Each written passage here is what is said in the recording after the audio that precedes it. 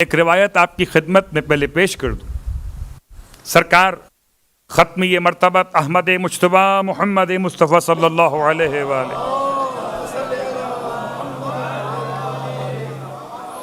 ارشاد فرماتے ہیں اللہ کے حبیب کہ جو شخص بھی سورہ مریم کی تلاوت کرے گا.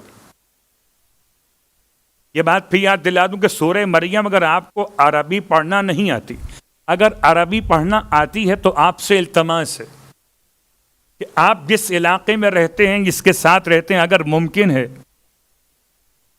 تو سورہ قرآن کو بآواز بلند پڑھیے اگر ممکن ہے، اور اگر ممکن نہیں ہے تو ٹھیک ہے، پھر جیسے ممکن ویسے پڑھیے. نمبر 1، اگر آپ کو صحیح عربی نہیں آتی تو غلط عربی میں مت پڑھیے. کوشش کریں کہ جو الفاظ صحیح پڑھ سکتے ہو انہیں صحیح پڑھ لیجئے اور باقی الفاظ کا ترجمہ پڑھ لیجئے. اور اگر یہ بھی آسان نہ ہو تو سورہ مریم سن لیجئے. بہرحال سننا بھی تو عبادت ہے. بجائے اس کے کہ میں یہ سوچ کر چھوڑ دیتا کہ پڑھنا ہی نہیں آتا تو کیا پڑھوں میں، چھوڑ دیا، تو سن لیجئے کہ شاید خدا سننے میں وہ ثواب عطا کرے جو پڑھنے میں نہ ملتا ہو. کہ ثواب دینا خدا کے اختیار میں، روایت کے عنوان میں محدود نہیں ہے، روایت میں مذکور ہے، محدود نہیں ہے. سورہ مریم تلاوت کیجیے. جو تلاوت کرے اسے کیا ملے گا؟ اور جو تلاوت کرے اسے خدا عطا کرے گا ان تمام افراد کے برابر نہیں 10 گنا زیادہ نیکیاں جنہوں نے زکریا علیہ السلام کی تصدیق کی اور جنہوں نے ان کی تکذیب کی. ان کی جتنی تعداد اس سے 10 ٹائم زیادہ نیکیاں خدا سورہ مریم کی تلاوت کرنے والے کے نامہ اعمال میں لکھے.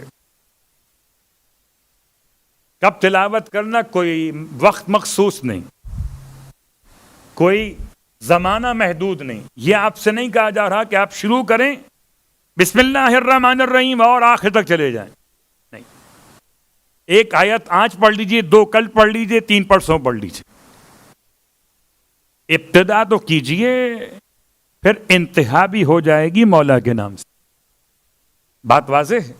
اس لیے اتنا آسان الفاظ میں پیش کر رہا ہوں کہ کوئی بھی اگر ہمارا جوان ساتھی اپنی ذمہ داریوں کے ساتھ یہ پورا نہ پڑھ سکے تو پریشان نہ ہو، آغاز تو کر دے. تو سورہ مریم 1 دن میں پڑھ لیں کہ 10 دن میں پڑھ لیں، پڑھ لیجئے، ثواب اتنا ملے. اور جس نے حضرت مریم، حضرت عیسیٰ، حضرت ابراہیم، حضرت موسیٰ، حضرت ہارون، ان تمام انبیاء کی یا تصدیق یا تکذیب، ان تمام کی تعداد سے 10 ٹائم زیادہ نیکیاں اس کے نامہ اعمال میں لکھی جائیں گی جو سورہ مریم کی تلاوت کرے.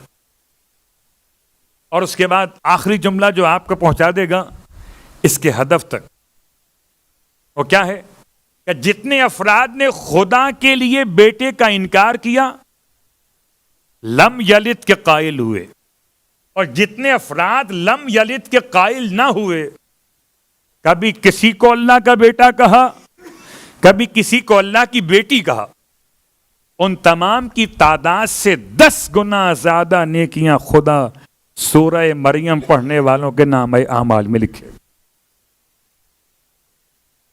ان تمام ثوابوں کے ذریعے سے آپ نے پہچان لیا کہ سورہ کا ہدف کیا بن رہا ہے.